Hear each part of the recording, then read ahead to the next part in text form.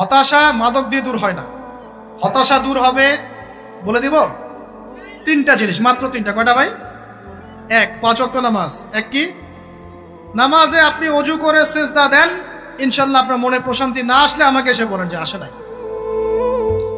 চোখের পানি, মনের আবেগ যা আছে আপনার ভিতরে, কষ্ট, দুঃখ, যন্ত্রণা, সব আল্লাহকে ঢেলে দিবেন ইনশাল্লাহ। নিজের আবেগ ধরে রাখবেন এখানে, আপনি আল্লাহর জন্য ঢেলে দিবেন। মানুষকে আবেগ দেখা কি লাভ? মানুষ আপনার চোখের পানির মর্ম বুঝবে?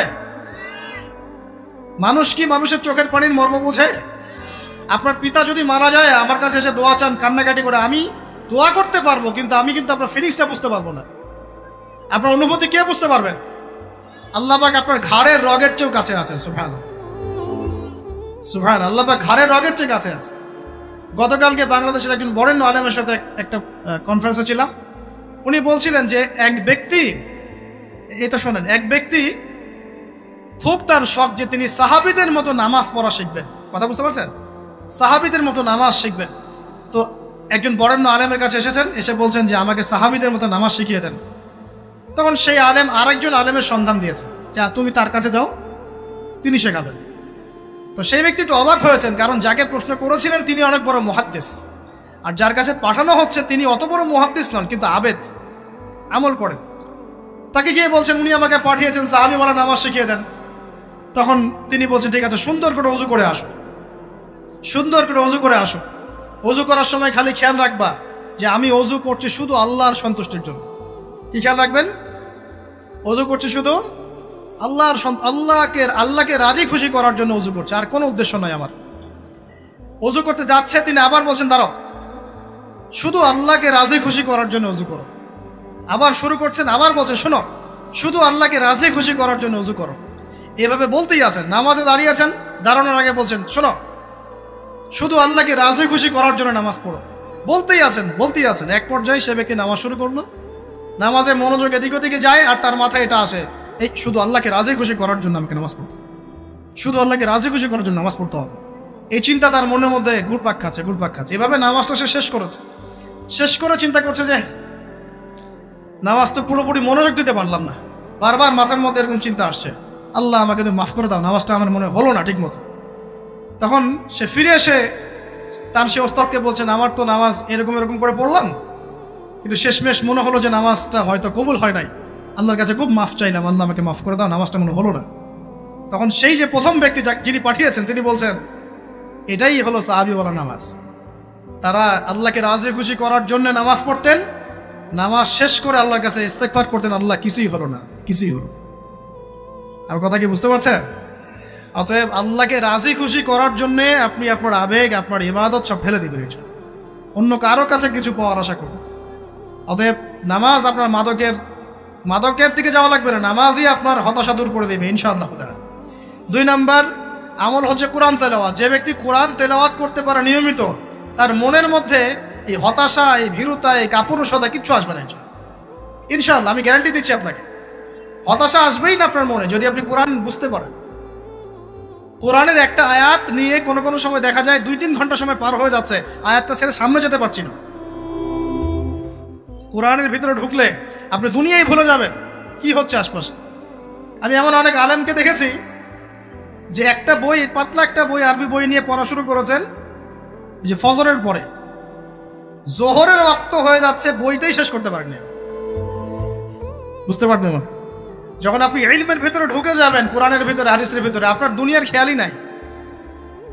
একজন আলেম তিনি এক রাত্রে একটা বই লিখেছিলেন, চটি বই, এক রাত্রের মধ্যে। বলা হচ্ছে তার সম্পর্কে বলা হচ্ছে যে রাতের খাবার তাকে দেয়া হয়েছে যে আপনি এটা খেয়ে নেন। তো খাবারটা পাশেই আছে, খাবারটা খাবো, এটা লিখে খাবারটা খাবো, এরকম তার চিন্তা ছিল।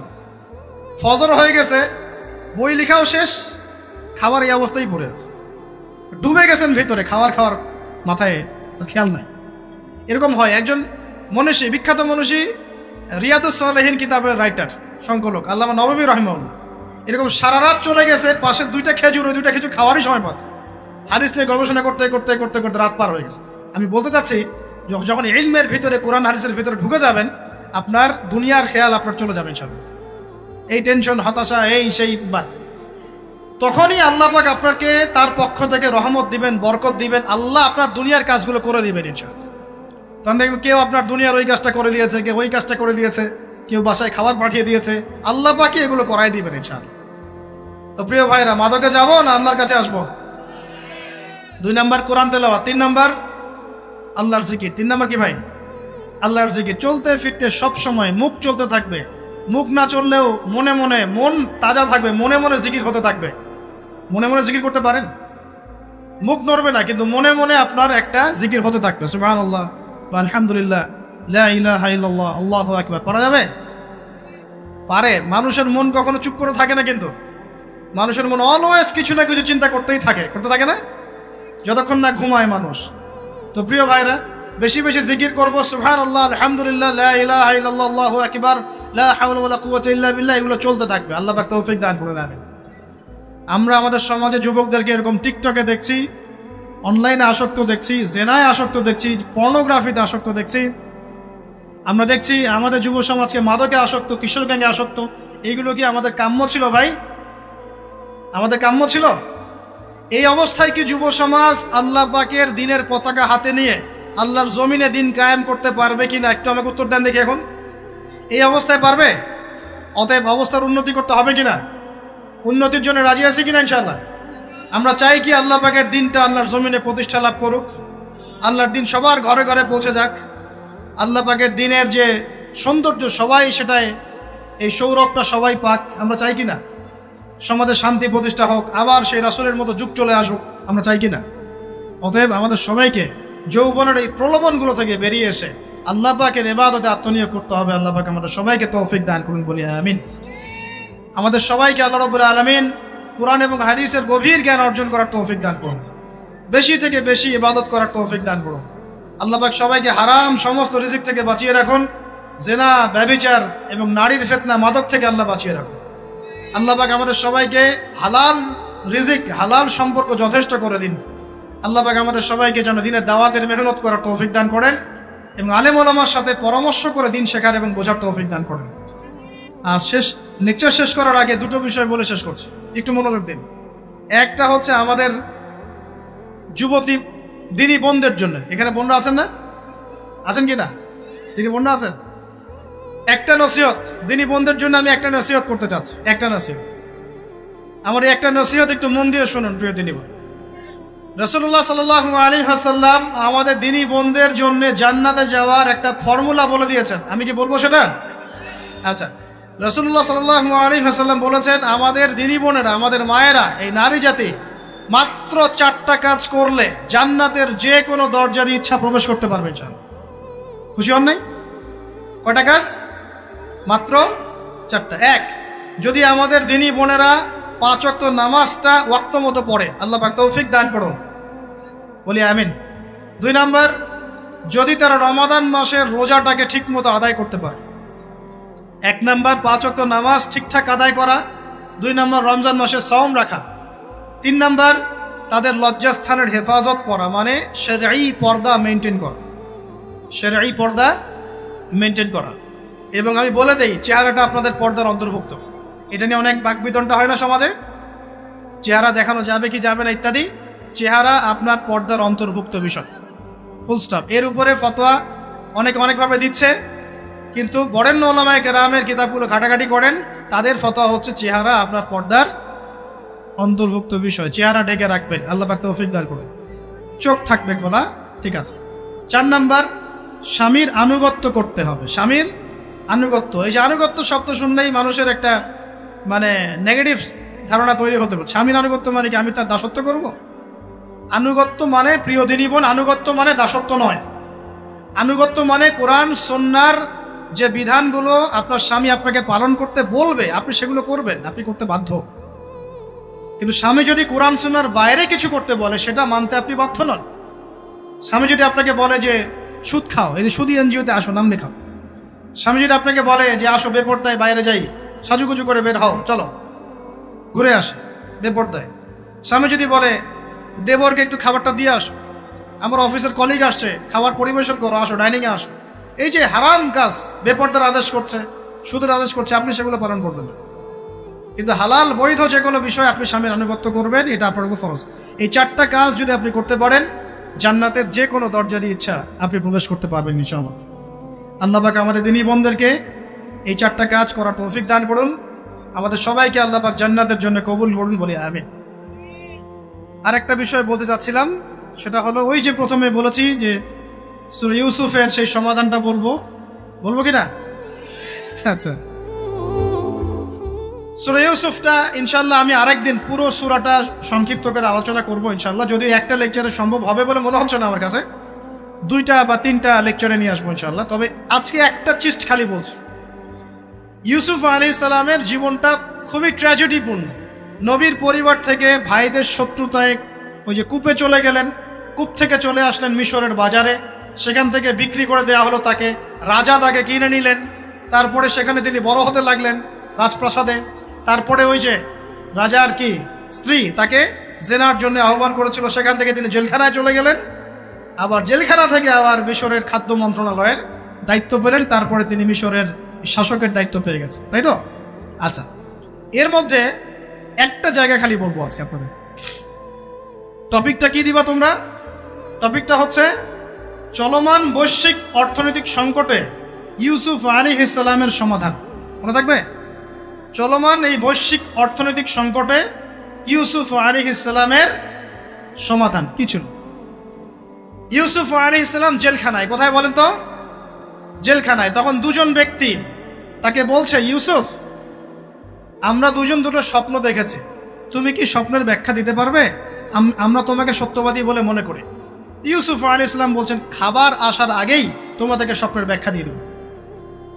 একজন বলছে, আমি দেখলাম আমার মাথায় রুটি রাখা আছে আর পাখি এসে রুটির থেকে খেয়ে ফেলছে। আমার কথা বুঝতে পারছেন কিনা ভাই? আচ্ছা, 2 নাম্বার, দ্বিতীয় ব্যক্তি বলছে, আমি দেখলাম আমি শরাব পান করাচ্ছি আমার মনিবকে। কথা বুঝতে পারছেন? এখন ইউসুফ আলাইহিস সালাম বলছেন, তুমি যে শরাব পান করাচ্ছ মনিবকে, তোমাকে অতি সত্বর মুক্তি দেওয়া হবে ইনশাআল্লাহ।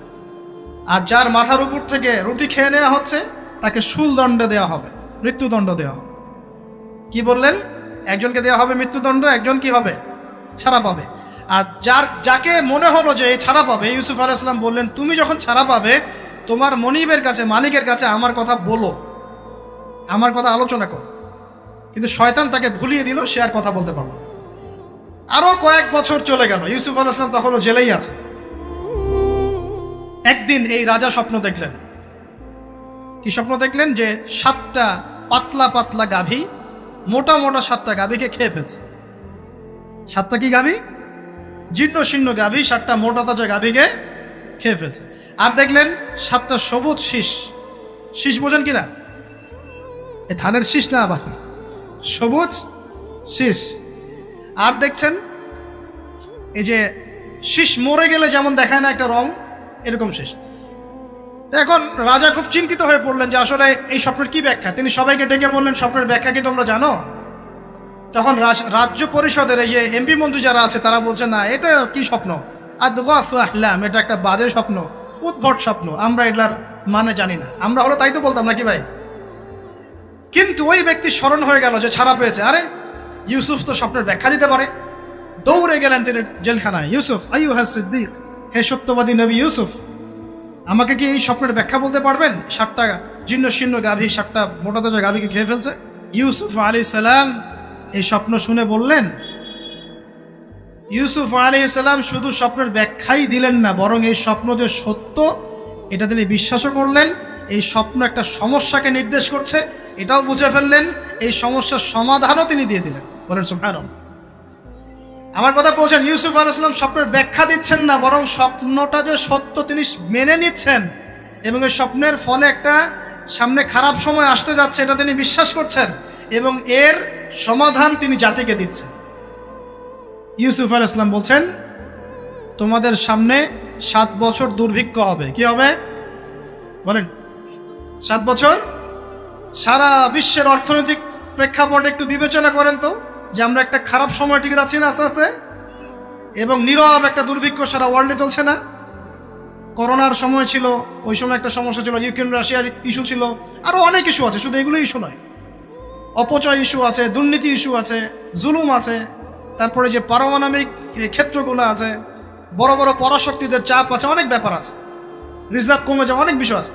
সারা বিশ্ব একটা অর্থনৈতিক মন্দা দেখছে কিনা? ইউসুফ আলাইহিস সালাম বলেন 7 বছর তোমাদের এখানে প্রচুর ফসল ফলবে। এটা 7টা সবুজ শীষ, প্রচুর ফসল ফলবে তোমাদের এই অঞ্চলের মধ্যে। তোমরা একটা কাজ করো, তোমরা ওই 7 বছরের ফসলের যতটুকু অংশ তোমাদের না খেলে নয়, অতটুকু দিয়ে তোমরা তোমাদের জনগণের চাহিদা পূরণ করো, আর বেশি অংশটাকে রিজার্ভ করে রেখে দিও। আমার কথা বুঝতে পারছেন? ইউসুফ আলাইহিস সালাম বলছেন না যে স্বপ্নটা সত্য, তিনি সমাধান দিচ্ছেন উল্টা। এটা তো হবে সামনে, স্বপ্ন সত্য মিথ্যা তো দূরের কথা, এটা সামনে হতে যাচ্ছে। 7 বছর তোমরা প্রচুর ফসল ফলাবে, এই ফসলের একটা বড় অংশ রিজার্ভ করে রেখে দিও, আর বাকি অংশটা দিয়ে তোমরা জনগণের চাহিদা পূরণ করো। মানে অপচয় করা যাবে না, যাবে কোনো সম্পদ অপচয় করা যাবে না। এরপর তোমাদের সামনে আসবে 7টা বছর দুর্ভিক্ষের বছর, আকাশ বৃষ্টি বন্ধ করে দেবে। আকাশ কি করবে? বৃষ্টি বন্ধ করে দেবে। তার মানে ওই 7 বছর আমরা কিভাবে চলবো তাহলে? এই যে রিজার্ভ করেছি, এই রিজার্ভ বা সঞ্চিত সম্পদ দিয়ে আমরা 7 বছর চলবো। এরপরে আল্লাহ রাব্বুল আলামিন 8ম বছরে আকাশ থেকে বৃষ্টি বর্ষণ করবেন, আবার ফসল ফলবে। কথা কি বুঝতে পারছেন? এই ব্যাখ্যা অন্যরা দিতে পারলো না, ইউসুফ আলাইহিস সালাম দিতে পারলেন। এই ব্যক্তি দৌড়ে গিয়ে রাজাকে বলল, এই হলো স্বপ্নের ব্যাখ্যা। রাজা ইউসুফ এই স্বপ্নের ব্যাখ্যা দিয়েছেন। রাজা কত বিচক্ষণ ছিলেন, রাজা সত্য মিথ্যা চিনতেন। তিনি বুঝতেন যে আসলেই সত্য কাকে বলে, মিথ্যা কাকে বলে। এই আমার এমপি মন্ত্রীরা শোনো, তোমরা কেউ সমাধান দিতে পারো নাই, ইউসুফ সমাধান দিয়েছে। ইউসুফকে আমার কাছে নিয়ে আসো, আমি তাকে আমার কাছে নিকটে আসন দিব। বলেন সুবহানাল্লাহ। এবার ইউসুফ আলাইহিস সালামকে ডেকে তিনি সম্মানিত করলেন, সম্মানিত করে বললেন যে কোন দায়িত্ব দিলে তুমি আমাদের এই রাজ্যটাকে বাঁচাতে পারবে এই দুর্ভিক্ষের হাত থেকে। ইউসুফ আলাইহিস সালাম নিজে বলছেন, আমি হচ্ছে বিশ্বস্ত মানুষ, আমি হচ্ছি রাজুলুন আমিন, আমি বিশ্বস্ত এবং আমি আস্থাভাজন। আমাকে আপনি খাদ্য মন্ত্রণালয়ের দায়িত্ব দেন, ইনশাআল্লাহ আমি এই প্রবলেমগুলো সলভ করবো ইনশাআল্লাহ। এরপর তাকে দায়িত্ব দেওয়া হলো খাদ্য মন্ত্রণালয়ের। 7 বছর তিনি এরকম পলিসি গ্রহণ করলেন। মিশরের লক্ষ লক্ষ মানুষ পরবর্তী 7 বছরের দুর্ভিক্ষ থেকে বেঁচে গেল। কোরআন তো মূল্যায়ন করি না আমরা, আর কোরআনের কথা যারা বলে ওদেরকেও মূল্যায়ন করি। এই জন্য আমরা বলছি, বর্তমান চলমান অর্থনৈতিক সংকটের সবচেয়ে বড় বড় সমাধান হচ্ছে এক, ভাই জনগণ হই আর সরকার হই, কোনো সম্পদ অপচয় করা যাবে না। আমরা সম্পদ অপচয় করি না? আপনি উজু করেছেন, আপনি 1 বালতি পানিতে উজু করেছেন, ট্যাপ ছেড়েছেন, মসজিদের 1 বালতি পানি চলে গেছে, কেন পানি অপচয় করলেন? আমাদের 5টা ফ্যানের দরকার নেই বাসায়, আপনি 5টা ফ্যান চালাচ্ছেন কেন? আপনি ঘর থেকে বের হলেন, ফ্যান চলছে, কেন চলছে? ঘর মুছেছেন, ফ্যান ছেড়ে দিয়েছেন, এই যে পাখা বাতাসে শুকাবে মাটি, কেন? এসি চালিয়েছেন, 24 ঘন্টা চালানোর কি দরকার? 2 ঘন্টা চালিয়ে বন্ধ করলে হয়। বিদ্যুতের ব্যাপার, গ্যাসের ব্যাপার, তেলের ব্যাপার, আমরা কি কম অপচয় করি মনে হচ্ছে আপনার কাছে? আমরা প্রচুর অপচয় করি। আর আমরা জনগণরা সাধু না, আমরা বেশি অপচয় করি।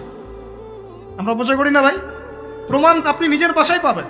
পানির অপচয়, আপনার তেলের অপচয়, আপনার গ্যাসের অপচয়, আপনার বিদ্যুতের অপচয়, এগুলোর উপর কঠিন আইন করা দরকার। অপচয় করলে শাস্তি দিতে হবে, অপচয় করা যাবে না। অপচয় কমালে কি হবে? আমরা সম্পদ বেশি রিজার্ভ করতে পারবো। এই যুগে কি কি সম্পদ রিজার্ভ করলে আমরা সচ্ছল হতে পারবো, এই হেদায়েতগুলো আপনাকে ওই সোকল প্রোটেস্ট্যান্ট মৌলবীরা দিতে পারবে না ইনশাআল্লাহ তাআলা, কারণ তাদের কাছে ইকোনমিক্সের জ্ঞান নাই। এই যুগে যদি আমরা গ্যাস রিজার্ভ করতে পারতাম, তেল রিজার্ভ করতে পারতাম, গোল্ড রিজার্ভ করতে পারতাম, সিলভার রিজার্ভ করতে পারতাম, এবং যে কারেন্সি সারা ওয়ার্ল্ড ওয়াইড চলছে এখন, এগুলোকে রিজার্ভ করতে পারতাম, এবং জনগণের যতটুকুতে প্রয়োজন এতটুকু সাপ্লাই করে বাকিটা রিজার্ভ করে রাখতে পারতাম, আসন্ন সময়ে এটা দিয়ে আমরা বৈশ্বিক সংকট মোকাবেলা করতে পারতাম। আমার কথা রাগ করলেন? আমি কি কারো শত্রু, কোনো দলের লোক? আমি আপনাদের জাতির একজন, আপনার দিনই ভাই, আপনার শুভাকাঙ্ক্ষী, এবং আপনি আর আমরা ভাইয়ের মতো। কিসের মতো? নিজের ভাইয়ের মতো। আপনার গায়ে আঘাত লাগলে আমি কষ্ট পাবো, আপনাকে কেউ গালি দিলে আমি কষ্ট পাবো। আমাদের জনগণের ক্ষতি হলে আমাদের বুক কাঁদবে না? জনগণের ক্ষতি হলে, দুঃখ দুর্দশা হলে আমাদের বুক কাঁদা উচিত, উচিত কি না? আমাদের সবাইকেই যার যার দায়িত্ব পালন করতে হবে। আমরাও অপচয় বন্ধ করে দেবো ইনশাআল্লাহ তাআলা। রাজি আছি ইনশাআল্লাহ? যত বাকি বকেয়া সব আছে সব পরিশোধ করার চেষ্টা করবো ইনশাআল্লাহ। আমরা সরকারি সম্পদ অন্যায়ভাবে আত্মসাৎ করব না, এবং আমরা আমাদের সমাজে যত দুর্নীতি আছে এটা বন্ধ করতে হবে, যত প্রকার দুর্নীতি আছে বন্ধ করতে হবে, যত কালো টাকা আছে সাদা করতে হবে। এবং সাস্টেইনেবল অ্যাসেটগুলোকে রিজার্ভ করতে হবে, তাহলে আগামীতে বিশ্ব ডুবে যায় যাক, বাংলার মাটি ডুববে না ইনশাআল্লাহ। ইউসুফ আলাইহিস সালাম এই হেদায়েত আমাদেরকে দিয়ে গেছেন, কোরআনের মাধ্যমে আল্লাহ এই হেদায়েত আমাদেরকে দিয়ে গেছেন। আল্লাহ পাক আমাদের সবাইকে কোরআন বোঝার তৌফিক দান।